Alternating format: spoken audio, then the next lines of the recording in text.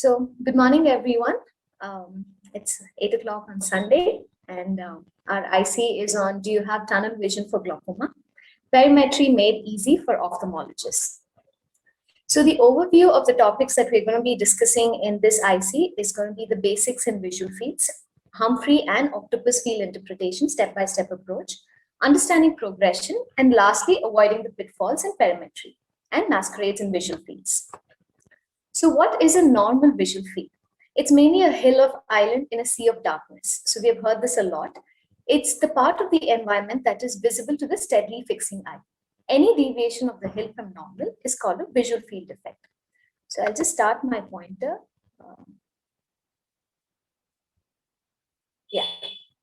So if a normal person has superior field of 50 degrees, nasally 60 degrees, inferiorly 70, and temporal 90 degree of field of vision. So few terminologies before we go in depth into interpretation, but these are the terminologies that we'll be commonly using through the talk. So fixation is that part of the visual field corresponding to the fovea. Central field is a central 30 degrees around fixation, and the peripheral field is 30 degrees to the far peripheral. So we use a terminology called threshold. So what does threshold mean? At any given retinal point, the intensity of the stimulus that is perceived 50% of the time that it's presented is called threshold. Anything which is perceived more than 50% is called suprathreshold, and anything that is perceived less than 50% is infrathreshold. A scotoma is a localized defect or depression within the visual field. Gerum scotoma, paracental scotoma, sedal scotoma, all these are examples of a scotoma. An absolute defect is a field defect that persists when the maximum stimulus of the testing apparatus is used.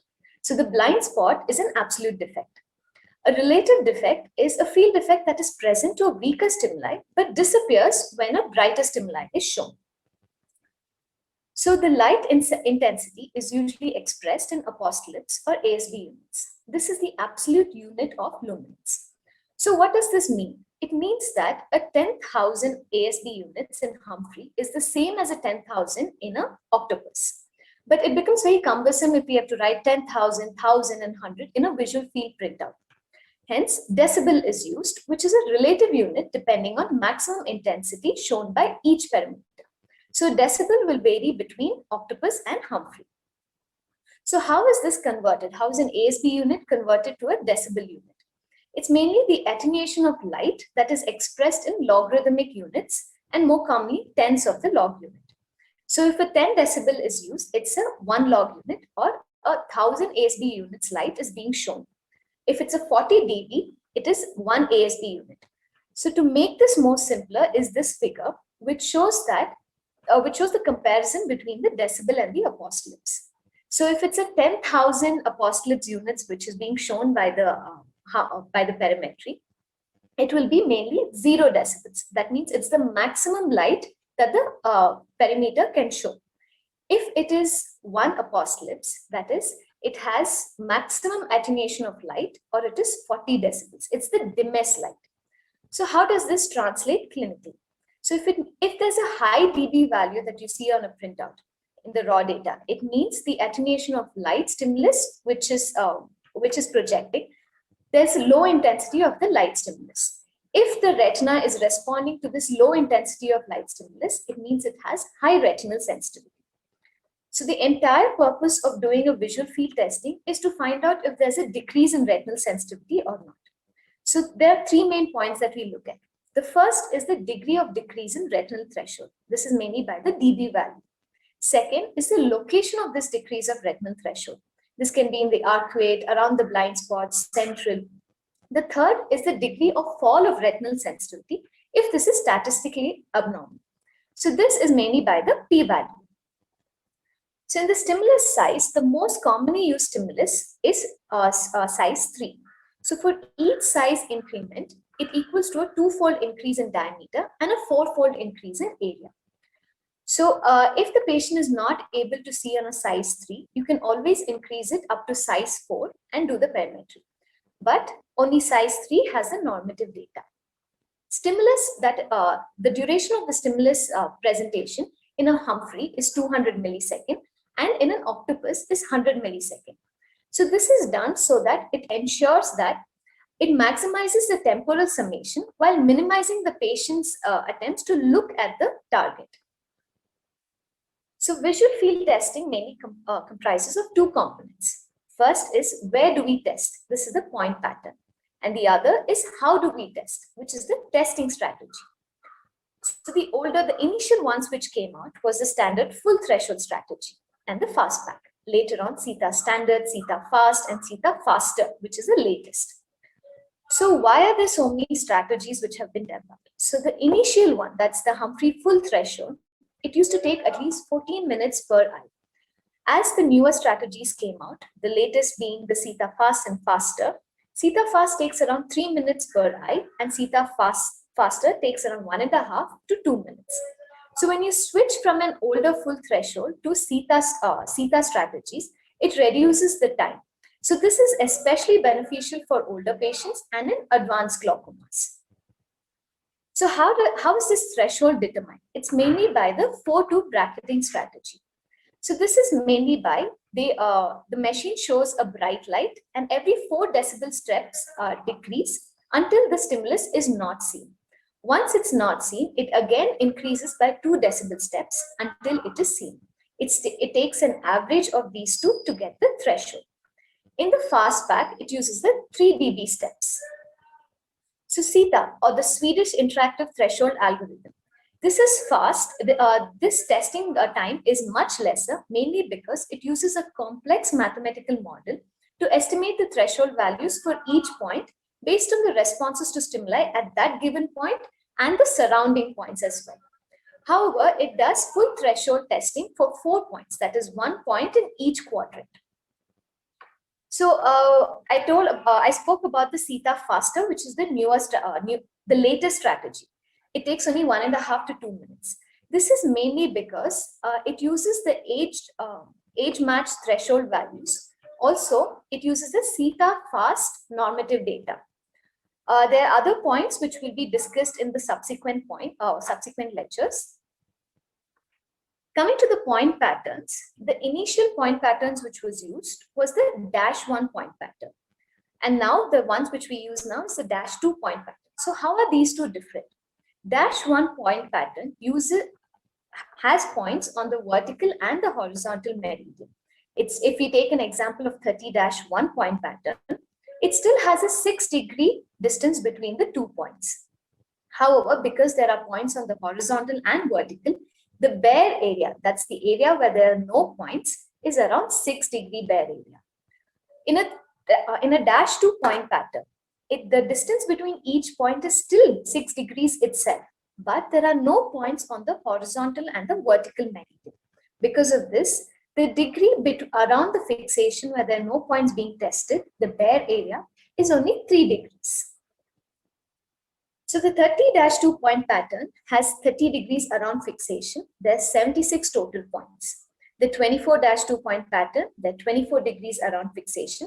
It removes the outermost points in the periphery of the 30-2 other than the nasal points. And the total points tested is 54 total points. As we discussed, there are no points on the horizontal and vertical. There's 6 degrees between each point, and the bare area around fixation is 3 degrees. These 2 point patterns are mainly used in suspected or in established cases of glaucoma. The latest point pattern being the 24-2C, which is there in CETA faster, it uses 10 additional points around fixation, around the 10 degrees. This is because few studies have shown that even in early glaucoma, it's advisable to test points around the central 10 degrees because it can detect early field effects. However, 24-2C cannot replace the 10-2 point pattern. 10-2 point pattern has 10 degree around fixation with a 68 total points. The macular point pattern has 3 degree around fixation with a 16 total points. Again, there are no points on the horizontal and vertical meridian. There are 2 degrees between the points. There's 1 degree bare area around the fixation. So these 2 point patterns are mainly used in advanced cases of glaucoma. So now that we know the basics of the field, we will move on to the next topic, which is step-by-step interpretation of visual field, printout by Dr. Zia.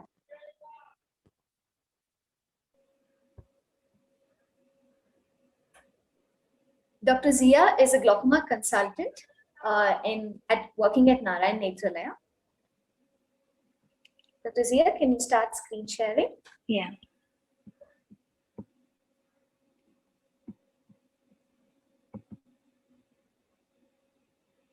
I'd like to start by thanking Sujani for inviting me to be part of this instruction course. Can you see my slides? Yes, ma'am. Okay, having gone through the basics, we'll now look at how we need to interpret a single field analysis, and I'll be discussing Humphreys. I have no financial disclosures. So the Humphreys printout is a busy one, but they have really mastered how this printout comes out because every word on this is important. And to simplify it, we often divide it into these different zones. Zone 1 is nothing but the patient data and the test data. I'll just put a pointer on. Okay, so this zone 1 is nothing but patient data and test data that's important for us to look at. Zone 2 is the reliability criteria. And after having assessed these two, we move on to the actual values. Zone 3 is the grayscale. Zone 4 is the raw data. And we use this raw data to determine zone 5 and zone 6, which are the total deviation and the pattern deviation plots. We then need to look at what the GHT or the glaucoma hemifield test says. And lastly, we look at the global indices. And we look at each one of these in a little bit of detail so that interpretation of a field becomes a little simpler. So zone 1 is the patient and test data. The most important thing is obviously going to be the date of birth, since everything you measure is then compared to normative database of age-matched controls. The test strategy is important, and Sujani has gone through what a 30-2 is, what a 24-2 is, etc. The fixation target is important, and at the end of this talk, I'll describe a little bit about how you choose a test that's appropriate for a patient. It's probably the most important part of my talk because it can help with evaluating the field subsequently. She also spoke about stimulus size. We typically use stimulus 3, and we sometimes move on to stimulus 5, and we look at when we do that. And of course, you need to know the visual acuity and whether the appropriate correction has been given. We then go on to zone 2. This has the foveal threshold, normal of which is 34 to 36 decibels, and this should be correlated with the visual acuity. If the fovea has not been tested, you will see a fovea off sign over there. The other thing is the reliability criteria, and we have fixation losses, false positives, and false negatives. Fixation losses can be tested by two methods. One is the blind spot testing, where they will show a stimulus at the physiological blind spot. Normally, you will not respond to this because there are no photoreceptors there. If the patient does respond, it will be recorded as a fixation loss. The limitation of this is you basically test the fixation about 15 times during a test that has 100 other testing spots. So the alternative to that is using a gaze tracker. Over here, every time a stimulus is presented, there is a gaze tracker that will monitor the position of the corneal reflex to that of the pupillary margin and see whether the eye has moved or not. And for every stimulus, it will tell you whether the eye was fixing or not fixing. If it shows an upward deviation, it means the eye has deviated from the normal fixing position. A downward deviation suggests that there was a blink and the camera couldn't assess what the fixation was. This is an extremely useful tool. Often we see that the gaze has been maintained for 3/4 of the test, and then we start seeing fixation losses. You need to assess all these things and then decide, instead of just saying, oh, the test is unreliable, sending the patient for a repeat test, you need to then maybe switch to something that's faster, CETA faster, in which the patient can concentrate for the entire duration of the test. And we usually say fixation losses over 20% are unreliable, but we'll discuss how true that is towards the end of this talk. Causes for high fixation losses include a true loss in fixation, but also if the blind spot cannot be determined correctly, like if there is head tilt during the test or a high false positive rate. And when you see this, there are things you need to do. So one, like I just described, is use a shorter duration strategy, depending on what the gaze tracker shows. The other alternatives are you can either switch to a stronger stimulus if you think that the fixation losses was because the patient couldn't see, either because of a cataract or corneal opacity or very advanced glaucoma. Or if there's a problem with the fovea, you can move from a central fixation target to a small diamond or large diamond fixation target. And we will see examples of that. Then we come to false positives. In the full threshold strategy, the machine was programmed not to present a stimulus when one might be expected. So there is some sort of rhythm to the stimulus presentation. It may not be regular, but there is some rhythm. And when it's not presented, if a person presses the button, it is flagged as a false positive. CETA is a little smarter, in which it measures the patient's usual response time, and a false positive is one that falls outside the range of the patient's normal response time. If this is probably the most important reliability criteria, and if it's more than 15%, the test is usually unreliable. This is a picture of a trigger happy patient where you see all these white scotomas. False negatives. Now, this is where the machine presents a brighter stimulus, 9 decibels more intense, in an area where the patient has already responded earlier.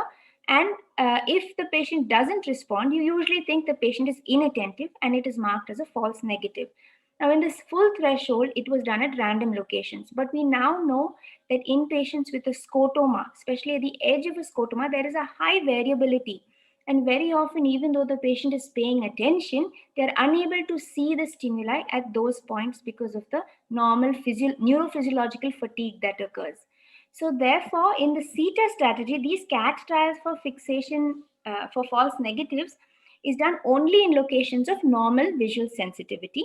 The false negatives field is considered unreliable if the false negatives are greater than 15 to 20%. But in advanced fields, we may be a little more lenient with this number. So this is the typical cloverleaf pattern that we see in patients who are inattentive. So they're paying attention in the first part and they mark these areas well. As the test moves on to the periphery, you see that they're inattentive. But even this sort of field on the right, which just shows a few scattered points, not following any neurological or glaucoma defect, is often because of inattentiveness or high false negatives. Now, this is a very important paper. I won't go through it, but the only thing to remember is that false fixation losses have very little impact on the reliability of a field in established glaucoma. False positives and false negatives are very important in determining reliability. As the severity of disease advances, the false negatives become less important. The zone 3 is the grayscale. We only use this to explain to patients what is happening to their eye. Zone 4 is the raw data, and this is used, this gives a threshold for all the points, and then this is used to then calculate the more important total and pattern deviation plots. So the total deviation numerical plot here on top is basically the difference between the patient's results and the age-matched normals, and it's given in decibels. The one below is a probability plot, which tells you whether each point is how frequently it's seen in a normal population. And this is important because if you look here, say this is -5 decibels reduced compared to the normal population, and it is flagged as abnormal here. That is because it is a central point, and in these central points, the variability in the normal population is very small. The same -5 decibels here, that is the point was 5 decibels less than what you see in normal, is flagged as normal over here because in a normal population, peripheral points have a high variability. Now, to pick up localized scotomas, we need to do a pattern deviation plot, and this is what it looks like here on the left. To calculate this, we use the 7th best sensitivity point. So if you write all the points in an order, the 7th best point is here. You add this value to the entire total numerical plot, and you get this plot. And again, you compare it to the normals to see whether there is any localized scotoma or not. We then have the glaucoma hemifield test, in which 5 sectors in the upper field are compared to 5 mirror image sectors in the lower field. And based on this, we have several diagnoses like within normal limits, borderline, outside normal limits, or generalized reduction in the sensitivity based on how it compares to population data. Lastly, we have the global indices, which are found on the lower right corner. The global indices are flagged as abnormal if they have a p-value next to it. So we have the mean deviation index, which is the average of all the numbers shown in the total deviation plot, except the ones near the blind spot. And then you have the pattern standard deviation, which measures any local loss or variability within the field. The newest one to this is the visual field index, which is a single number that summarizes each patient's visual field status as a percentage. It pays a lot of attention to the central points and less to the peripheral points, and it's not affected by generalized depression such as cataracts as much, and hence it's very useful when we are monitoring progression. The values range from 0, which is a completely perimetrically blind field, to 100. And I'm going to spend the last 2 minutes just trying to explain how we order a visual field test. So in glaucoma, a go-to is a 24-2 CETA standard.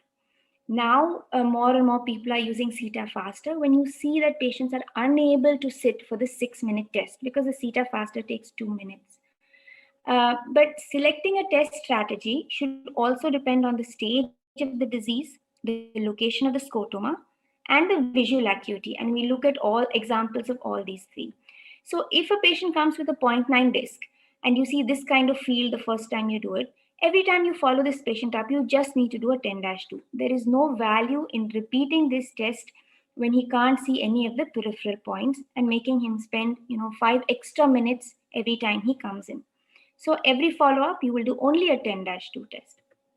In contrast, if a patient of NTG comes in like this with a deep central scotoma close to fixation, here you need to do a 24-2 and a 10-2 test because, and even on follow-up, you will need to repeat both these tests because this defect can worsen peripherally as well as centrally, and you need to monitor the central points over here.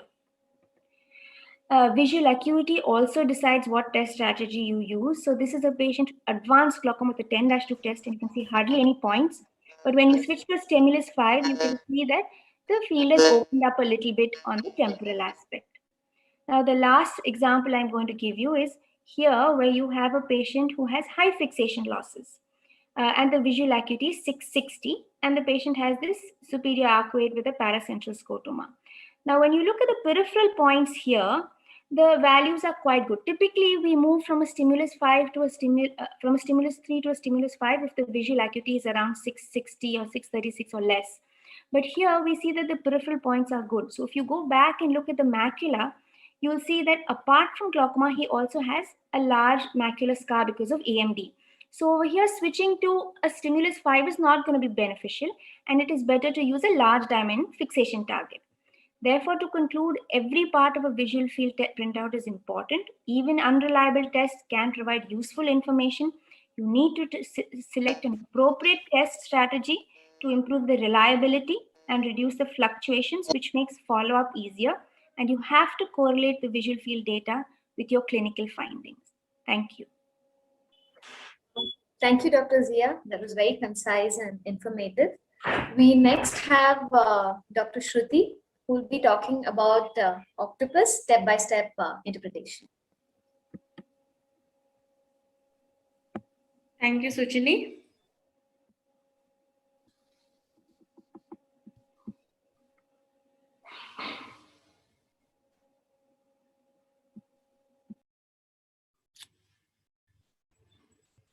Okay, till now we saw the step-by-step approach to the Humphreys fields. Now we are going to see about the octopus field presentation.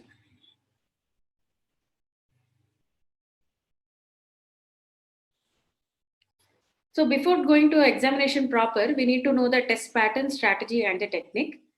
So these are the different test patterns and recommended strategies in the octopus fields. Like we have G pattern, M pattern, F pattern, and N pattern in the test patterns. And we have mainly two important strategies like tendency-oriented perimetry and the dynamic strategy. So coming to the test pattern, G pattern is the most commonly used pattern for glaucoma in octopus fields. So where it consists of 59 points arranged along the RNFL distribution. Likewise, in the M pattern, there is a macula pattern for advanced glaucoma, where the high density of points is around the fovea, and it contains 81 points, usually used to detect the field progression in macular disease, drug-induced maculopathy, and advanced diseases. Coming to the difference between this top strategy and dynamic strategy, top is tendency-oriented perimetry is similar to Sita Fast, whereas dynamic strategy is similar to Sita Standard. So top strategy usually takes lesser time, which is very suitable for patients who struggle with fatigue and who are not able to sit for a longer time. And advantage of the top strategy is that the fact that the sensitivity threshold at each location of the visual field is takes into account the neighboring the locations sensitivity threshold. That is, there is a spatial correlation among the adjacent test location, whereas dynamic strategy takes a little longer time, but it differs from the normal full threshold strategy by crossing the sensitivity only once, and the step size also matters. The step size is smaller in regions of normal sensitivity, and it is larger, ranging from 2 to 10 decibels in the defect locations. So this is a Octopus field printout where we see patient data, type of test strategy, grayscale, comparison, corrected comparison, probability map, corrected probability map, Baby's curve, and the indices. So we are going to discuss each thing in detail in further presentation. So this is how Humphrey's printout looks like, and this is how the Octopus field looks like. Now I'm going to discuss how similar and how different is Octopus field from the Humphrey. So for the comparison, Octopus has G pattern, similar 24-30-2 patterns in Humphreys. We have M pattern in Octopus, similar to 10-2 in Humphreys. Likewise in strategy, as I already have told, top strategy is almost same as Sita Fast, and dynamic strategy is almost same as Sita Standard. So here, both the perimeters use interpolated graphical map to assess the magnitude and shape of defects. But grayscale in Humphreys, it represents the sensitivity threshold. So it is influenced by both patient age and eccentricity of the test location. While the grayscale comparison on Octopus expresses sensitivity loss, which is independent of age of the patient and eccentricity of the test location. So both the perimeters show the sensitivity loss in percentage, and this is expressed in opposite signs. As we can see, the total deviation numerical map in Humphreys is showing how much it is deviated from normal in the negative sign, but it is there in the positive sign in the comparison of Octopus. This plus mark indicates the sensitivity loss is less than 5 decibels. If the sensitivity loss is more than 5 decibels, it is shown in numbers. So how the comparison values are calculated? These are calculated by subtracting the measured values from the normative values. And you can see here the dark square, which is nothing but absolute defect. When the sensitivity is 0 decibels, it is marked as a dark black square. So a pattern deviation map in Humphreys shows us the localized defect. Similarly, it is shown in corrected comparison, again opposite signs, plus showing sensitivity loss less than 5 decibels. The total deviation probability map and the probabilities show similar probabilities with the same p-values. And likewise, the pattern deviation probability map and corrected probabilities. There's no much difference in both the perimeters. So both the perimeters show the reliability criteria. Both the perimeters show false positive and false negative errors in percentage. In addition to the percentage, the number of false positive answers to the total number of catch trials has been displayed in Octopus fields, likewise in false negative as well.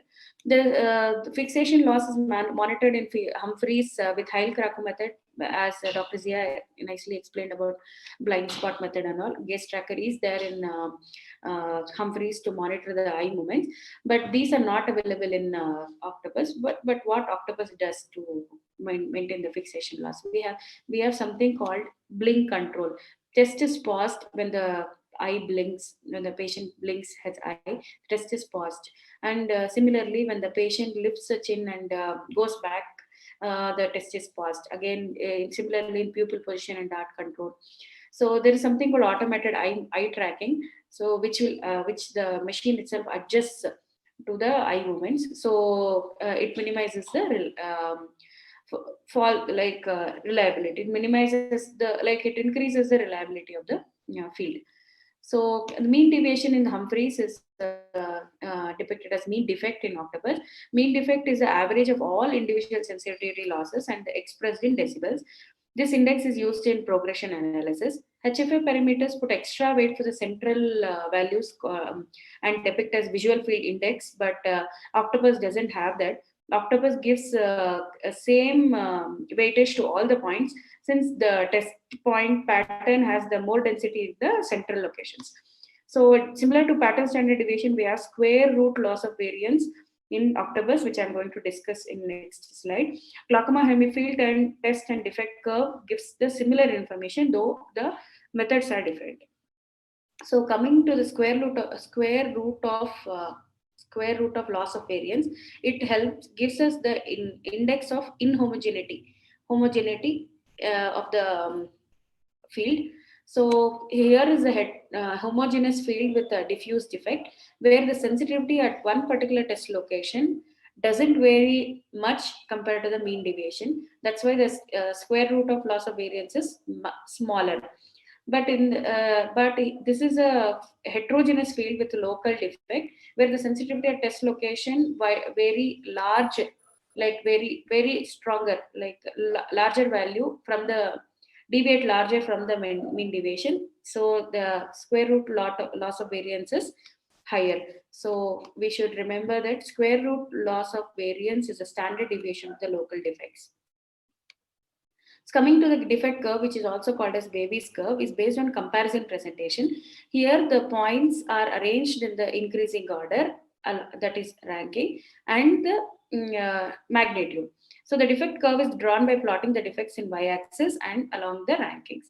So it helps us to summarize the visual field and make us to distinguish between local and diffuse defects. This is how the diffuse defect Davis curve look like, and the local defect. So this is the average normal defect curve. The deviation is colored here. This is the diffuse defect, and this is a localized defect. So these are the different Davis curve for diffuse defect, local defect, and there's a combination of local and diffuse defect in the last one. So what is cluster analysis? Cluster analysis is mainly designed for the glaucoma. So clustering visual field according to the parts of the retinal nerve fiber bundles in the retina is more sensitive to detect the glaucoma. So based on the comparison presentation, visual field locations corresponding to the same retinal nerve fiber bundle is grouped and used to calculate the mean defect of the cluster. So that is called as cluster mean defect, designed specifically for glaucoma and is very sensitive to detection of subtle glaucomatous defects. This is because single test locations are subject to considerable amount of normal fluctuation. The averaging procedure used in the cluster analysis significantly reduces the amount of fluctuation, and we have a shading. Lighter the shading, it represents the lower the cluster MD. Darker the shading, it's the higher the cluster MDs. So we have corrected cluster analysis to correct the diffuse defect. So here the plus mark is shown for likely normal cluster MDs, where the potentially abnormal with p-value less than 5% is indicated in normal font, while when p-value is less than 1%, highly likely abnormal is indicated in bold marks. So this is a polar analysis which is specifically designed for glaucoma. It provides information about the structural defects, and it provides us information where exactly the optic disc retinal nerve fiber layer is lost, and where we have to look at the optic disc, like inferior, temporal, superior. So here inferotemporal, there are long bars. So defect in decibels is indicated by the length of the bar. Here you can see the gray circle. The bar which is inside the gray is normal, when bar which is extending outside the gray area is abnormal. So here we have inferonasal area which has to be looked at. This polar analysis is very useful to link the structure and functional analysis. Here is an example where probability map is not showing it. This patient was suspected of glaucoma. Here Probability presentation is not sensitive enough to show the significant visual field loss. Cluster analysis is showing the supraonasal cluster as a significant change. In the polar analysis, we are seeing at the 7 o'clock position, there is some RNFL changes. So, which when we looked at the optic disc photograph, there is a disc hemorrhage in the infratemporal quadrant. Macular map also picked up the retinal ganglion cell loss in the same location. So, the structural and functional correlation made us confirm the glaucoma. So finally, the step-by-step analysis, till now we saw how different is octopus from Humphreys. So as it's almost the same step as we follow in Humphreys. Like first we have to confirm the patient and examination parameters. Then we have to see whether the visual field can be, whether that is reliable. I would take 1 more minute for completion of my presentation. Hope it's okay. So the third step will be to identify the diffuse visual field defects, and the fourth step will be the distinguishing between normal and abnormal visual fields. Then we have to assess the shape and depth of the defect. You can see for the cluster defects in the glaucoma, where to look for the structural defects and assess the severity. Let me take an example for easy understanding. So this is the octopus field, which we are going to read. Patient examination details is confirmed, and we see that it is reliable. The false positive and false negative percentage is less than 15%, so it's reliable. But we realize that it is an abnormal field because there is defect in the superior quadrant. So defect curve shows it's a localized defect, and the indices show mean defect as 8.3 decibels. According to Hoda-Parrish classification, anything which is less than 6 decibels in the mean defect is mild glaucoma, 6 to 12 decibels is moderate glaucoma, and more than 12 decibels is severe glaucoma. So here is another example with asymmetric glaucoma. So in right eye, we see the superior field defect approaching the central field, and in the left eye, it's a localized defect in the superior quadrant. Right eye is the mean deviation is 15.9, telling us it's a severe glaucoma. And in the left eye, the mean defect is 11.7 decibels. So it's a moderate glaucoma. Here we have to correlate with clinically. Nothing can be read only perimetrically. We have to correlate clinically to come to the diagnosis and come to the conclusion. So here is another example where it's in a case of advanced. Here we see the pattern, the corrected probability showing nothing. So this is because it's generalized thinning, generalized depression. So all the retinal sensitivity points are uniformly depressed. So here what we should do is like we can see few numbers in the values where only a few points in the central field is remaining. So we have to follow up the patient with M pattern, like that is macular strategy, macular pattern, and we have to also rule out other causes causing advanced visual field loss other than glaucoma. We have to correlate clinically. So nothing can be told only depending on perimetrally. We have to remember that the clinical correlation is must. So thank you for the patient listening. Thank you, IOS, for providing me the opportunity. Thank you, Dr. Shruti, for explaining this topic in detail, a difficult topic. Thank you again for filling in for Dr. Jayashree on progression analysis. You can start your next presentation. Yes, Suji.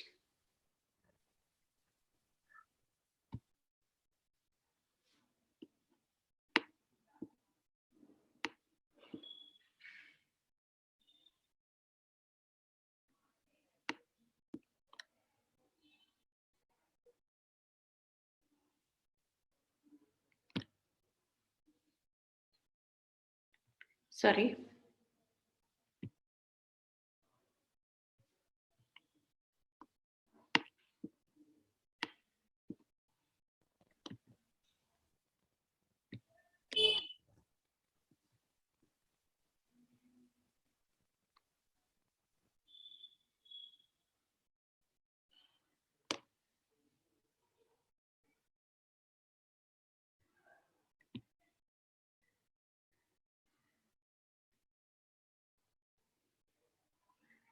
Okay, is my slides visible?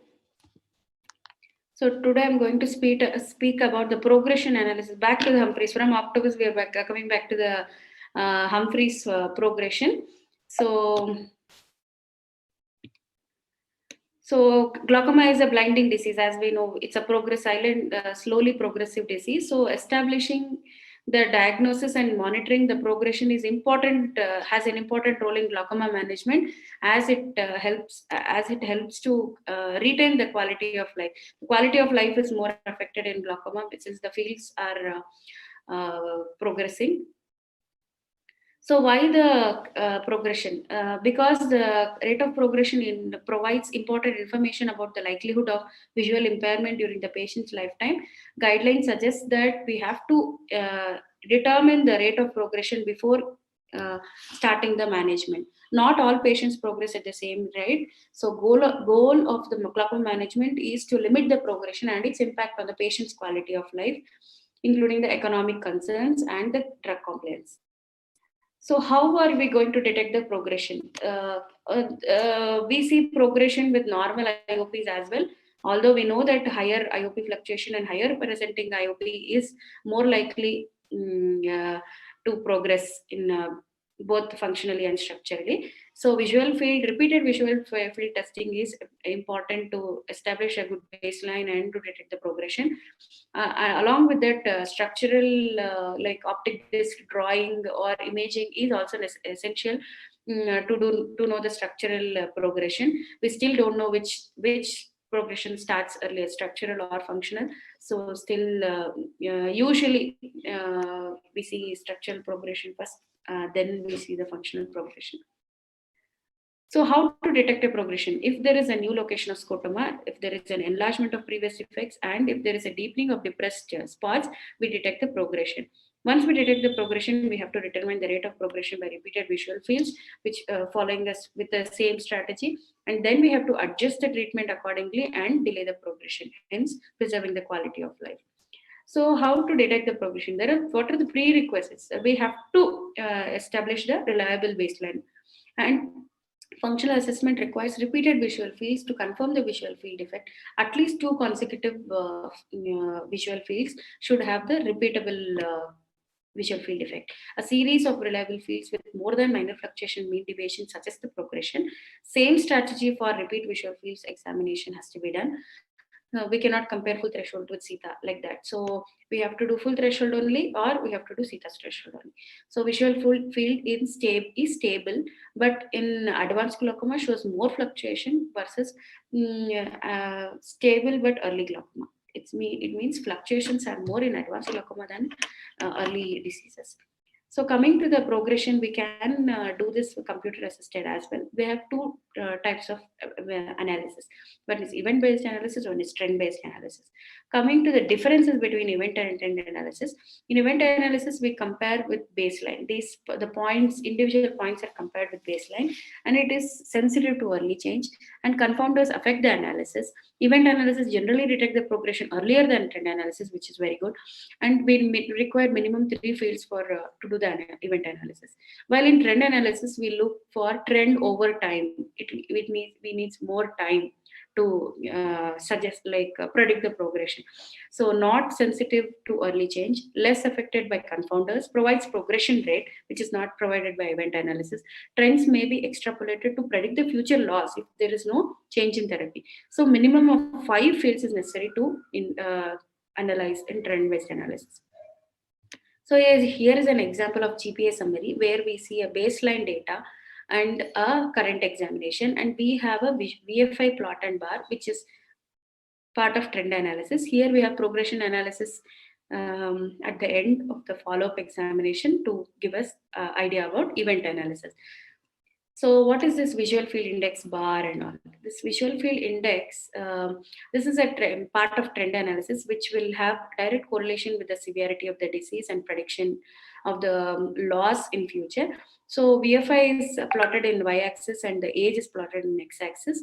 So all the visual fields, VFI is plotted to get a slope. If it is a negative slope, then it is a progression. If it is a positive slope, it is usually a learning curve. So this is a VFI bar, which tells us how much visual field is remaining and how much visual field is going to lose in next 5 years. So decrease in mean deviation of 1 decibel per year or decrease in VFI by -3% per year is considered significant. In this trend analysis, we can see that there is no rate of progression calculated because they need a minimum of 5 exams, as we have described earlier. So rate of progression is not calculated because we should have 5 exams. This is another example of GPA summary where patient was followed from 2007 to 2014. All the visual field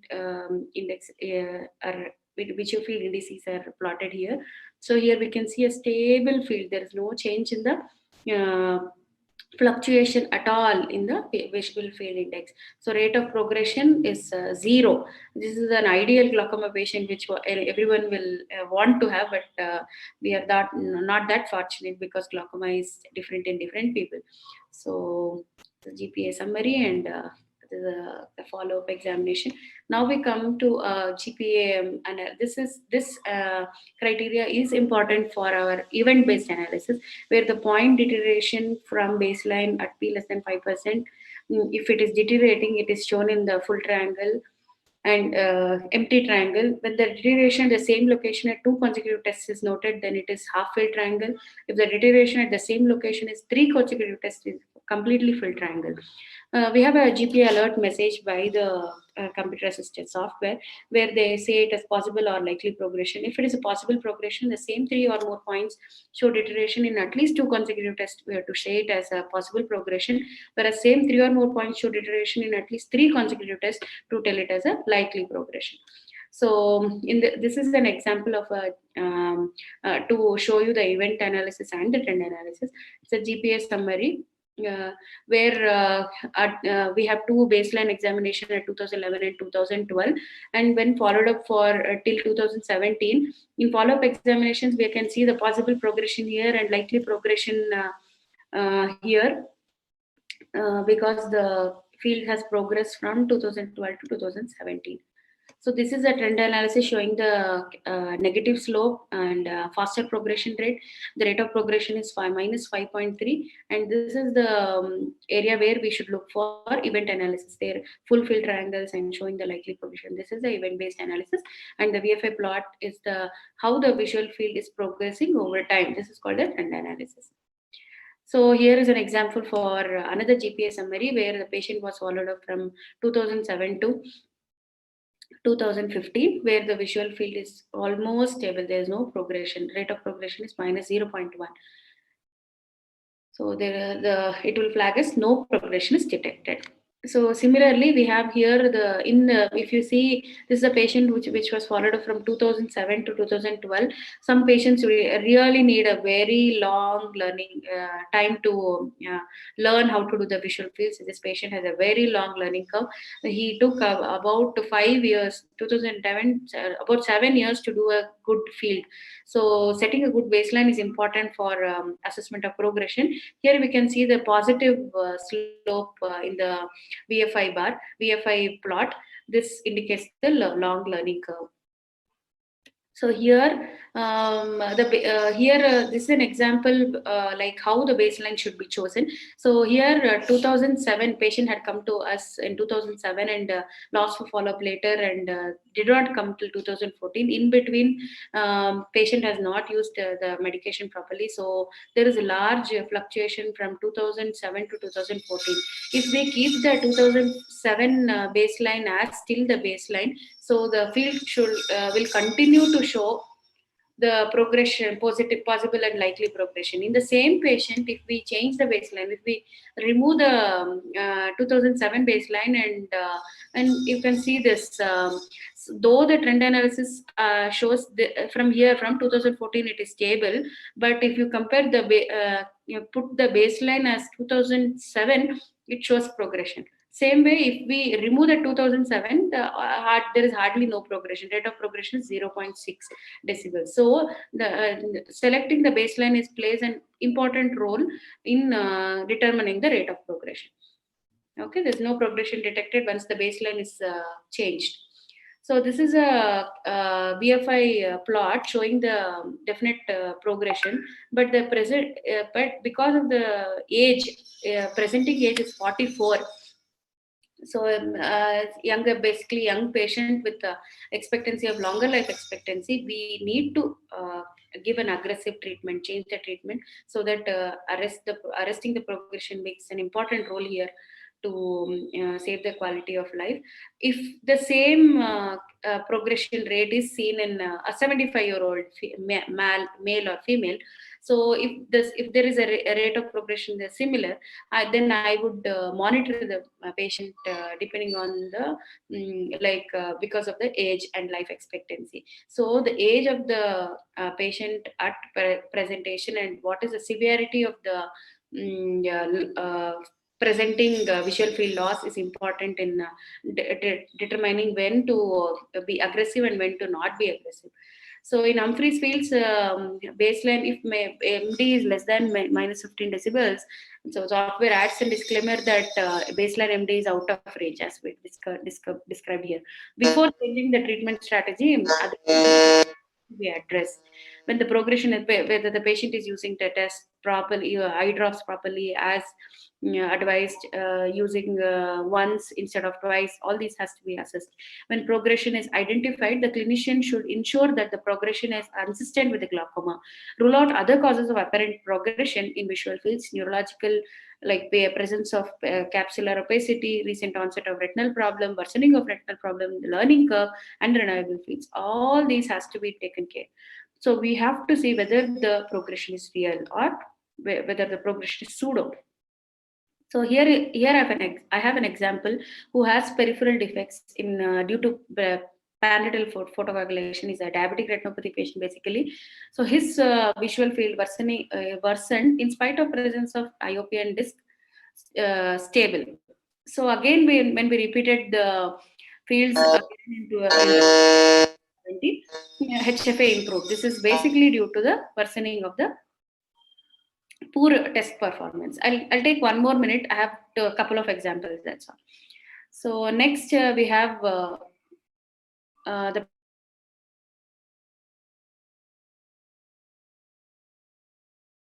'16 has clinical examination. He had a dense PCO. Once the YACAPS is done, his visual fields improve. So we have to look do good clinical examination before coming into conclusion of whether the field is progressed or not. So here you can see the dip in the sensitivity due to the PCO, and after the YACAPS, the sensitivity increased post YACAPS. So HFA is worsened due to PCO here, not due to real progression. So here is another example. So where the patient of diabetic retinopathy is followed up. We thought it is progression, but on clinical examination we saw it has severity of the diabetic retinopathy was changing, though the IOP and disc was stable. So we have to see we have to do the thorough fundus examination before coming into the conclusion of progression of glaucoma. So this is the last example where patient was fairly okay. So he's a one-eyed patient who we followed up from 2010 to 2016, is almost okay. But in 2016 June, he came back with sudden drop in vision without, he was not able to move around also. When we check back the history, he said he had a stroke in March 2016. So the hemifield defect added on to the superior arcade defect, contributing to the 3-quadrant defect. So this is the defect due to the glaucoma, and this is defect due to CVA, the stroke history. So we have to be very conscious and be very suspicious about other diseases. Like we should see a patient as a whole, not only the eye or only the glaucoma. We have to be like vigilant about the other history, like for example worsening, any factors which is contributing the worsening, like initially we would have written patient is not asthmatic, in between he would have become asthmatic, or for some reason he is using steroids or anything, so that is worsening, so that is making the glaucoma worsen. So we have to be cautious about these factors. So here he had a severe history. If we miss to ask, because he's a one-eyed, I don't have any comparison field for the other, because I do not know that is hemi field, there's a hemi anopic defect. So the history is very much important. In every time when he comes, he might be a newly diagnosed diabetic, he might be newly diagnosed another disease. We have to update the systemic history. So I conclude my presentation by telling the clinical decision should never be driven by perimetry alone. A combination of complete ophthalmic examination, including IOP, nerve fiber layer defects, neuronal rim examination, or presence of disc hemorrhage has to be documented, and rest of the eye for other clinical details like which contribute for the progressed fields like PCO, presence of panatal photocoagulation, vein occlusion, or cataract has to be taken into account, and we have to correlate with field and OCT RNFL changes and see the patient as a whole, like stroke or tumor or compression defects, which will contribute to the field changes. That may not be the true progression. So would be the best approach in monitoring the progression. Thank you. Dr. Shruti. Thank you, Dr. Shruti. I call upon Dr. Shivani now. She's a cataract and glaucoma consultant at SRJ Nethralaya. Please start the screen share, Dr. Shivani. Yeah, thank you, Sujni. Can you see my slides? Yes. Okay, so very good morning. I would like to thank Dr. Sujni for inviting me to be a part of this instruction course. I will be speaking about the pitfalls in perimetry. I have no financial interest to disclose. So there are times when we find significantly depressed retinal sensitivity points in the visual fields. However, the disc is not looking that bad and we wonder, is it really glaucomatous? So, well, all that is black is not glaucoma. We can get false visual field reports because of errors done on technician's part or by the patient while performing the test. There can be non-glaucomatous changes in visual fields as well, which will be covered in the subsequent presentation. So technician errors can be when the age of the patient is not properly entered, the refractive error is not properly corrected, especially for near vision. The pupillary size is less than 3 millimeters. The patient's head is not properly positioned, which can lead to rim artifacts. There can be a failure to notice ptosis and machine calibration errors. We know that it is very important to correctly enter the age of the patient before beginning the test, because all the plots, the total deviation plot is derived from age-matched data, and it also helps us to analyze the progression.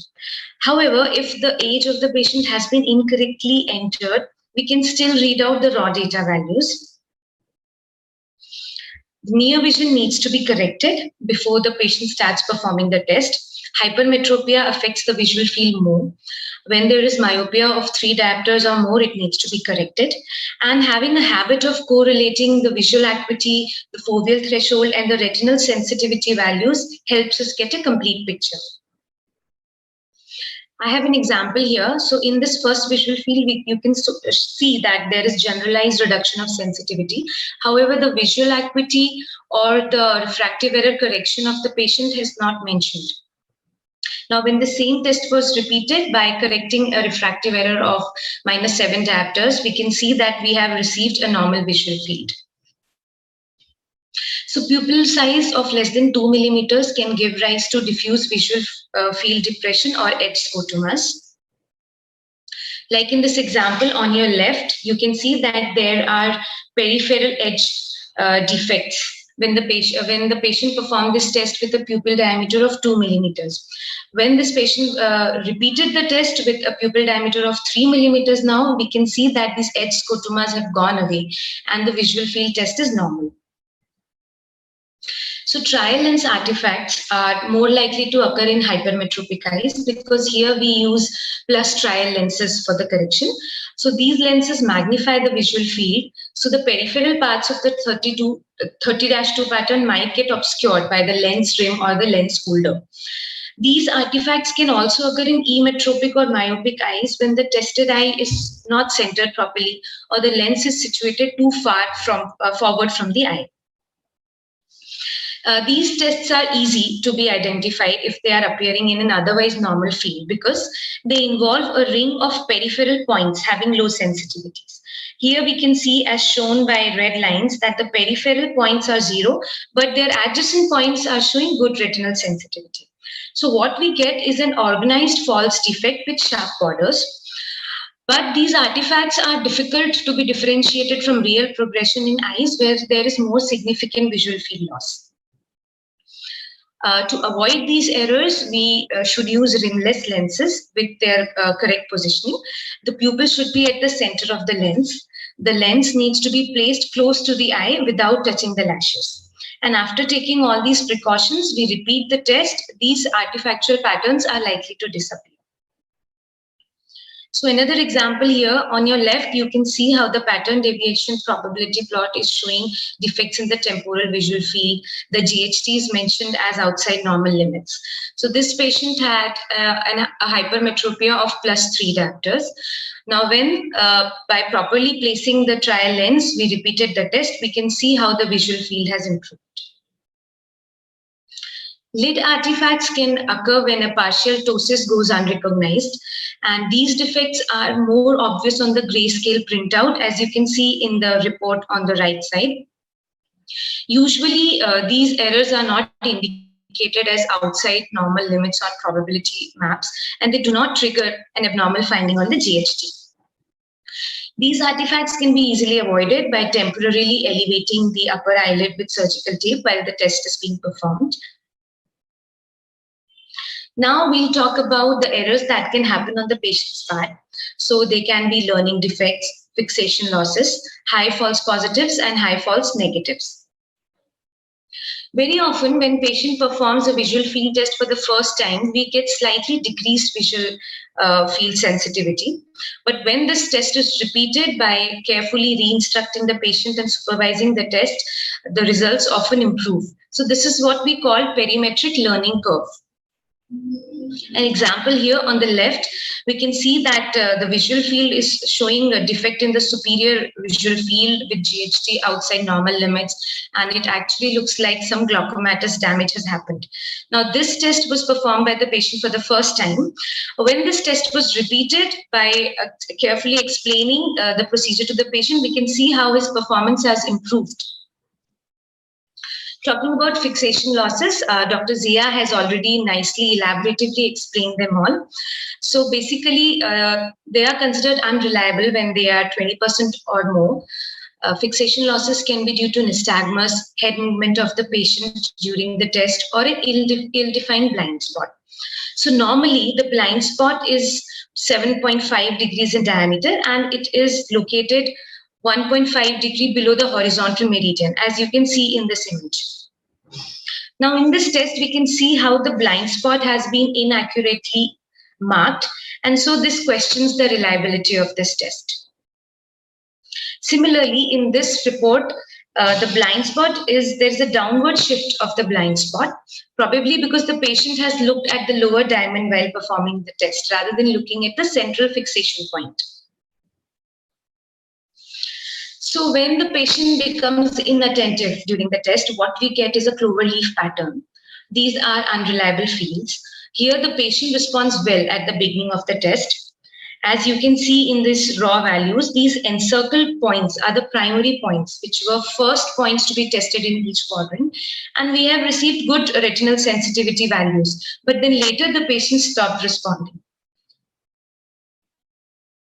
These errors can be avoided by training our staff well as to how to instruct and supervise the patient during the test.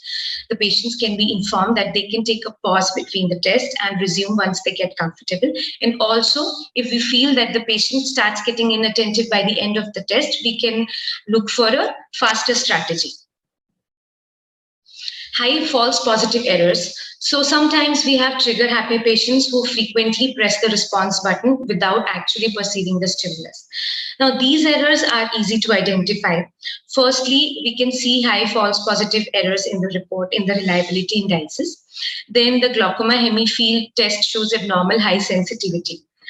The measured threshold sensitivities are above normal physiological limits at many test points. Like in this visual field, in the inferior values are all very high. And so the grayscale map also shows white patches. We sometimes also get an inverse cataract pattern with high false positive errors. Here, there are more significantly depressed points in the pattern deviation probability plot than the total deviation probability plot. High false negatives can also occur due to fatigue of the patient, fixation losses, and in advanced visual field loss cases. So we can see that the false negative errors are mentioned in the reliability indices. And also the test duration gives us a hint regarding the patient fatigue, or the patient was finding it difficult to spot the stimuli because he had advanced visual field defect. To conclude, I would like to say that it is of utmost importance to explain the procedure well to the patient, ensure that the patient is comfortably seated at the beginning of the test. The trial lens has been correctly positioned. Grayscale, though of limited use, has its own distinctive patterns for false positives and false negatives and can be useful. And finally, we always need to correlate the visual field reports with our clinical findings. Thank you for your patient listening. Thank you, Dr. Shivani, for this concise talk. I call upon Dr. Sonika, who is the Assistant Professor and Glaucoma Consultant at CMC Vellore. She'll be talking about masquerades in visual field. Over to you, Dr. Sonika.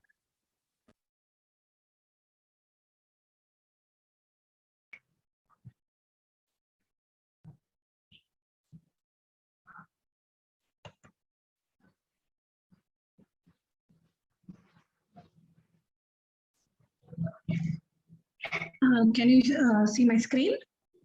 Yes, we can. You can start. Okay. Yeah, good morning, one and all.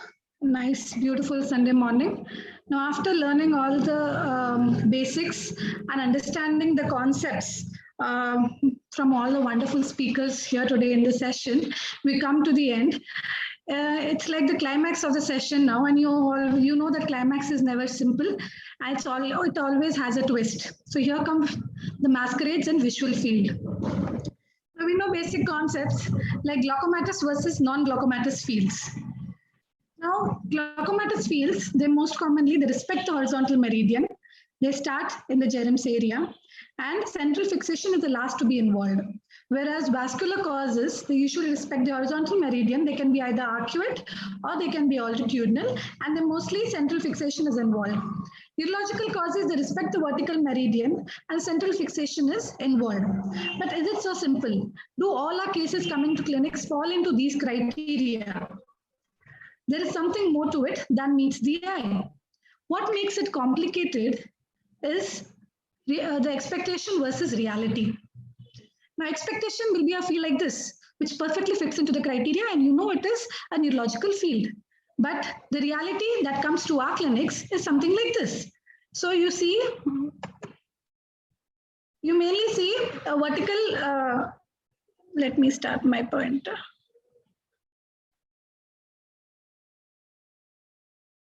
So you'll mainly see this obeys the vertical meridian, but here you'll see inferior horizontal field defect also. So this becomes very difficult for us to say what kind of field it is, just if we rely on the fields.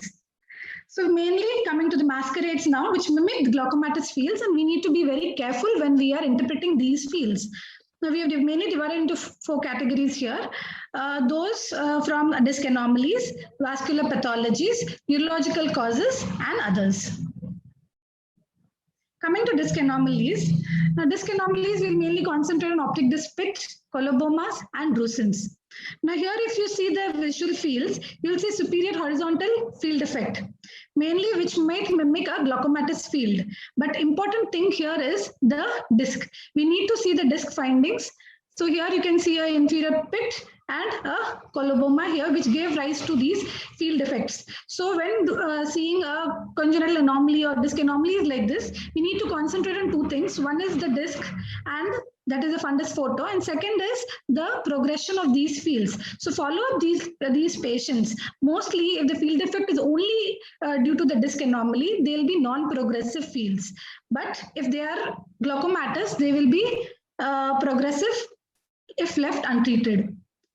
Coming to optic disc drusen can give variability of field effects. It can be moderate field effect like this, like an inferior altitudinal, to an advanced field effect like this. So when you go back to the fundus photos or the fundus, you'll see mainly severe drusens. So in these cases, follow-up becomes very important, and it becomes very difficult too, because if such patients develop glaucoma, you'll see that with advanced fields like this, it is difficult to follow up for progression. So mainly you progress with a 10-2 or a macular program where you see a point progression. Coming to the next category, that is the retinal vascular causes. So here we have a case with a field defect like this. So this is mainly a horizontal field defect, and the fixation is involved. So it's mainly a superior altitudinal field defect. Now this can either be a glaucoma, that is NTG, sometimes give a involvement of fixation, or it can be a vascular cause. So when you see the fundus photo, you see this is an anterior-ischemic optic neuropathy. So just looking at the field, we should not just go with a diagnosis of a glaucomatous field defect. Next is this field, very typical of glaucoma, that is inferior arcuate field defect. Okay, but when we go to the fundus, you see a STBRVO. So these branch retinal vein occlusion can also have field defects that will mimic a glaucomatous field, and we need to be very careful. Coming to the next category, that is neurological causes. Now, non-glaucomatous optic neuropathies, there can be various causes like compressive lesions. Most commonly, they are pituitary tumors and meningiomas, cerebral infarcts and infections. Now, when we have fields like this, it is very simple. They are typical neurological field and we have no confusion. But when we get cases like this, so here you mainly see that there's an inferior altitudinal with a superior arcuate. So now where will you put this into? When you see, look at the fundus photo or the disc, you see there'll be an enlarged cup also. But the most striking feature here, which will prompt you that this is may not be glaucoma, is the pallor. That is the pale neuroretinal rim, which does not happen in glaucoma in early stages. It will be seen only in total glaucomatous optic atrophy. So this was a 42-year-old woman who presented with decreased vision in the left eye. Her IOPs were normal with a left RAPD and a left color vision defect. So this prompted us to get an MRI done. And in MRI, you'll see mainly that there is enlargement and enhancement of the optic nerve sheath. So this was an optic nerve sheath meningioma. We have another case here, a case where ticks and fleas are on the same cat. Now, this is a left eye field of a 62-year-old patient. Here you see that the vertical, they're nicely respecting the vertical meridian, but something is here, that is inferior arcuate-like defect. So is it neurological or a glaucomatous field? It is both. This patient had both. It was a patient had a right occipital infarct along with glaucoma. The right eye was a TGOA and left eye was a pointed disc. So never think that the field, try to put a field only into a non-glaucomatous or a glaucomatous. It can be both together. There are studies which say that non-glaucomatous disease patients are more prone to develop glaucoma, and glaucoma patients are more prone to develop non-glaucomatous diseases. So be very careful when you interpret fields. Other causes are mainly media opacities like cataract and cataracts. Now, how to differentiate when fields with only cataract and cataract with glaucoma? So we have 4 important points here. One is here in total deviation, you mainly see there'll be a generalized uniform depression of the spots. Whereas with glaucoma, you'll see there'll be an irregular depression of the spots. Pattern deviation will be normal if it's only cataract. It will be affected if it is cataract with glaucoma. When you see, go to the GHT, there'll be a general reduction in sensitivity. But in cataract with glaucoma, you will see there'll be outside normal limit or borderline. Mean deviation will be affected in both the places, but pattern standard deviation will be normal if it's only cataract, and if it is elevated if it is cataract with glaucoma.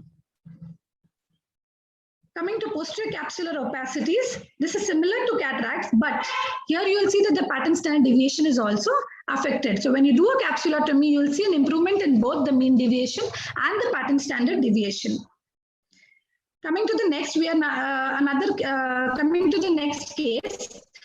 That in this case, it was a 72-year-old who came with a field like this. Now they diagnosed it as superior treatment started. Now while examining that, there was also a thing that is blepharospasm was found. So the blepharospasm was treated, and after 3 months the fields were repeated. When the fields were repeated after 3 months, the fields were like this. So it is very important for us to not misdiagnose glaucoma and tag the patient as glaucoma, because it leads to unnecessary treatment. So be very careful of these mimickers of glaucoma fields.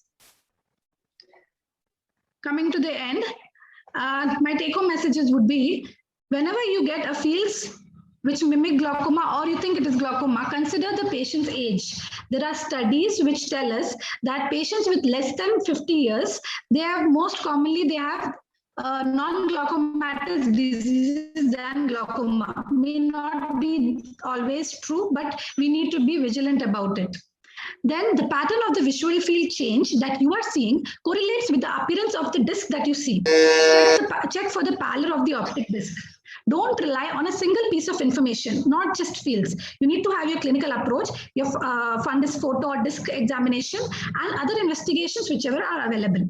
Note the rate or speed of progression. For example, in congenital in disc anomalies, you will see that there might not be any progression, but glaucoma and neurological fields will progress, but at different rates.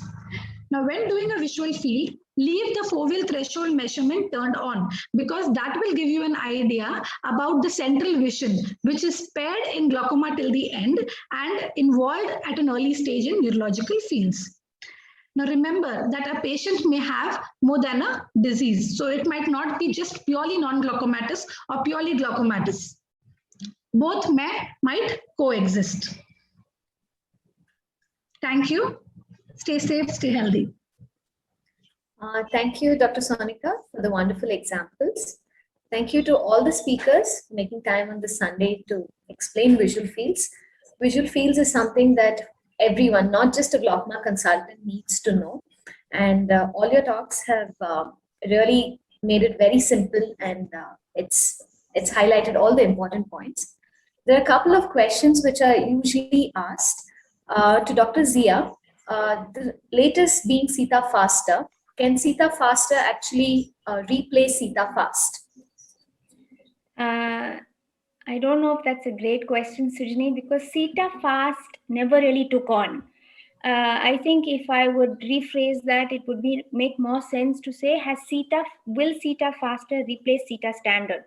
So Sita Standard takes about 6 minutes. It is currently our gold standard. They came up with Sita Fast, which is about 4 minutes, but it never really took on because it does compromise a little bit on your assessment of retinal sensitivities. Now, Sita Faster changes everything because you can finish the test in 2 minutes. Based on the studies that we have done so far, the retinal sensitivity, there's fairly good agreement, except maybe in the nasal sectors, there's some variability. And the mean deviation and VFI are all similar. There's no difference between Sita Standard and Sita Faster. So with that, the little compromise in the nasal retinal thresholds is something most glaucoma consultants will be willing to sacrifice for being able to finish the test in just 2 minutes, and we may switch to doing fields maybe 2 or 3 times in the year without patients complaining so much. A lot of people have even shown that the progression data is showing good, ability to diagnose progression. And I do think that Sita Faster will catch on as time goes by. It's still new, but I do think it has the potential to do that. Thank you, Dr. Zia. So most of us use Humphrey, and we're very used to reading the Humphrey printout. So Dr. Shruti, so for somebody to transition over to Octopus, can you give a couple of pointers for that? So in Octopus software, we have the option of taking the printout in Humphreys. So for a beginner, it's definitely useful because the retinal sensitivity comes out in a Humphrey pattern. So we can follow up the definitely Octopus fields and Humphrey fields cannot be comparable at one go. But to follow up a patient based on Humphrey, when a person is used to Humphrey, you can take a Humphrey's printout from the Octopus and then follow up the patient. Thank you, Sachin. Do we have any questions from the audience? Ma'am, they'll probably place it in the chat box, Okay. or probably they don't have a question. Thank you, IIOS, for providing us this opportunity for this IC. Hope this was an informative talk and there were a lot of take-home messages from this. Thank you, everyone, and have a good Sunday. I'd like to thank all the speakers too. Thank you for being a part of AIOC, and especially Dr. Sujani Shroff for orchestrating this session so well. Thank you so much, everybody. Thank you. Thank you. Thank you, everyone. Thank you, everyone.